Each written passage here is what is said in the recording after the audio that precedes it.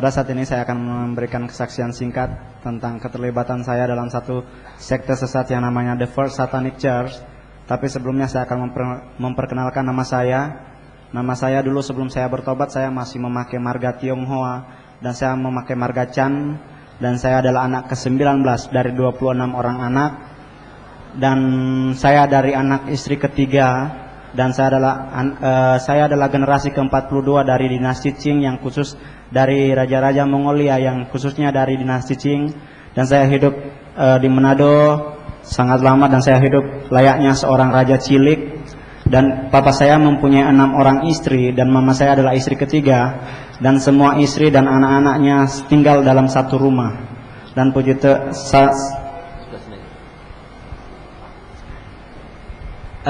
saat ini papa saya udah pulang lagi ke Cina karena kebetulan dideportasi dari Indonesia. Karena sampai saat ini papa saya belum warga negara, tapi saya sekarang udah warga negara Indonesia, dan saya sekarang adalah warga kerajaan Allah. Saya akan ceritakan bagaimana saya terlibat dalam sekte tersebut. Saya terlibat dalam sekte Satanic Church ini mulai dari mama saya, dari orang tua saya. Karena kebetulan mama saya dulu istilahnya belum bertobat, karena dia memang latar belakang agamanya agama duniawi, agama ya Kristen separuh-separuh. Dan mama saya dulu karena kebetulan dia dijadikan istri ketiga, orang Manado nggak pernah menyetujui, khususnya orang Manado yang dari suku Sanghe Talaut nggak pernah mengizinkan satu rakyatnya kawin dengan orang Tionghoa, karena orang Tionghoa katanya selalu nyari cian. Saya sampai saat ini masih membuktikan apa benar orang Cina selalu nyari uang. Dan tapi karena mama saya udah ngebet sama papa saya cakapnya seperti Aaron Kwok. Saya jujur aja. Ya. Papa saya sangat cakep, dan mama saya udah ya jatuh cinta sekali, dan dia ngebet. Nah, dari pihak keluarga tersebut terjadi 2 blok. Satu blok Tionghoa, satu blok pribumi. Ya saya pakai istilah pribumi karena kebetulan ya rakyat Sanghe Talaut. Langsung mama saya diralikan ke satu pulau yang berbatasan langsung dengan Filipina. Mama saya dilarikan ke pulau tersebut, tapi karena dasar cinta, mama saya lari sembunyi-sembunyi balik ke Manado. Di Manado mama saya langsung bilang, oke, saya netral. Saya nggak akan ke rumah ya papa saya namanya Acong. Saya nggak akan ke rumah Acong, dan saya akan tetap tinggal di sini. Nah, posisi mama lagi hamil. Nah, di waktu hamil tersebut mama saya ikut satu sekte sesat yang mungkin orang tua sampai saat ini masih tahu. Sekitar tahun 1970 sampai 1989 di Jakarta ada satu sekte sesat yang pimpinannya dideportasi dari Indonesia.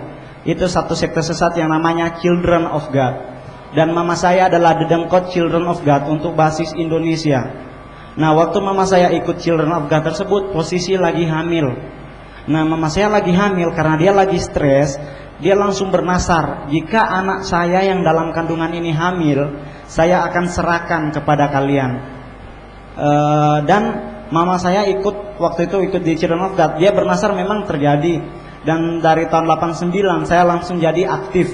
Dan saya di gereja setan saya langsung pegang orang kedua. Saya termasuk 7 jenderal utama, dan saya adalah jenderal kedua untuk basis Asia. Yang benua Asia di bawah handle saya sama teman saya satu namanya Brian. Dan puji Tuhan saya sekarang udah pensiun.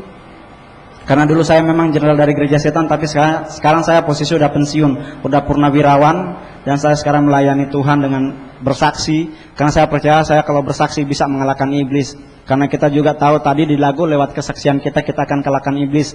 Nah, saya terlibat di sini sangat lama, dan saya akan jelaskan beberapa hal penting. Karena saya udah kedua kali bersaksi di Rehoboth, saya juga pernah bersaksi di Anak Muda. Saya akan jelaskan bagaimana cara gereja setan dalam setiap ibadah. Itu bagaimana cara ritualnya. Kalau gereja pakai cara ibadah, tapi gereja setan namanya ritual. Nah, dalam ritual gereja setan semuanya mengikuti gaya gereja Kristen yang khususnya karismatik Pantekosta.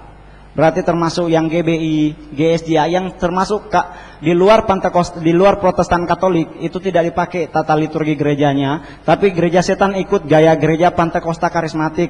Di sini dimulai dari ibadah pertama. namanya praise and worship. Sesi pertama dalam setiap kali ritual ada praise and worship. Dan praise and worship gereja setan, kalau gereja Tuhan menyembah Yesus sebagai Tuhan dan Juru Selamat, tapi kalau gereja setan bukan menyembah Lucifer tapi menghujat Yesus. Nah, di setiap ritual tersebut dipakai lagu-lagu dunia, lagu-lagu yang cenderung heavy metal, yang sebenarnya anak-anak muda sangat menggandrungi, sangat suka lagu tersebut. Yang contoh kalau dulu pernah mungkin tidak sempat masuk ke Indonesia, ada satu kaset khusus, kasetnya Guns N' Roses, judulnya Sympathy for the Devil. Ini lagu-lagu tersebut dipakai dalam setiap kali ritual. Dan ada juga lagu dari Ozzy Osbourne yang Shout to Evil. Nah ini lagu-lagu tersebut dipakai. Dan lagu-lagu tersebut banyak anak muda memiliki kasetnya. Bahkan anak muda juga ada yang nyimpan posternya sampai ditempel di kamar. Nah lagu-lagu tersebut bisa kita lihat sekarang. Lagu yang saya tadi sempat nonton Metro TV, saya lihat ada satu grup musik namanya Crazy Town kalau nggak salah, ya, judul lagunya Butterfly.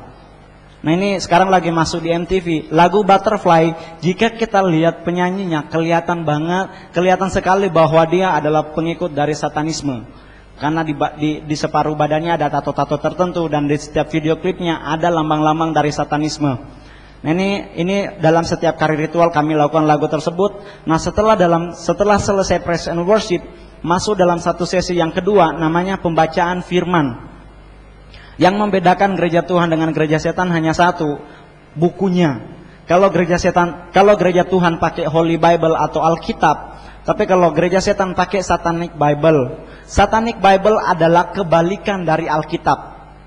Nah ini semua dipakai, dan sekarang ada juga beberapa hamba Tuhan yang kepingin memiliki Satanic Bible karena mereka kepingin membandingkan perbandingan antara Alkitab dengan Satanic Bible. Tapi sampai saat ini saya belum pernah ketemu, dan saya memang tidak ada keinginan untuk mencarinya. Dan saya akan jelaskan dalam setiap pembacaan Satanic Bible selalu ditekankan tentang prinsip Mesias. Termasuk dalam amandemen pertama bahwa yang jadi Mesias bukan Yesus, tapi yang jadi Mesias adalah Lucifer. Kenapa? Dasar pertama Yesus bukan Mesias karena Yesus manusia bumi. Mama papanya Maria dan Yusuf berasal dari Nazaret, berarti dari planet bumi. Dan Yesus juga lahir di bumi. Dan bahkan sangat terhina, Yesus lahir di kandang binatang. Sedangkan menurut prinsip gereja setan bahwa yang jadi Mesias adalah Lucifer, karena Lucifer diutus dari surga ke bumi. Setelah saya bertobat, saya belajar Alkitab mulai dari Yesaya, Yeremia, Yehezkiel. Ternyata Lucifer bukan diutus tapi dibuang. Dan kita harus percaya Lucifer dibuang, bukan diutus. Nah ini dalam Satanic Bible tersebut dijelaskan tentang prinsip tersebut. Dan dalam setiap kali ritual juga ada khotbah-khotbah tertentu, sama mengambil dari Satanic Bible, seperti prinsip hidup hedonisme. Kalau Alkitabiah prinsip hidup berkelimpahan. Tapi kalau di gereja setan pakai prinsip hidup hedonisme adalah prinsip hidup berkemewahan. Nah keluarlah produk-produk yang sangat mahal, baju-baju mahal yang tidak bisa kita beli kalau orang menengah ke bawah sekali. Tapi kalau orang yang menengah ke atas mungkin dia bisa beli. Tapi kalau orang-orang yang menengah ke bawah dan ke bawah sekali mungkin nggak bisa.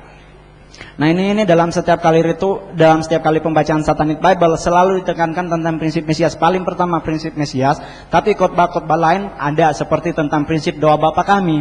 Bapa kami bukan Yesus yang disembah, tapi Eternal Father. Eternal Father versi kitab Yehezkiel adalah Lucifer sendiri. Dan ada juga beberapa hal lain seperti prinsip kasih dalam Satanic Bible.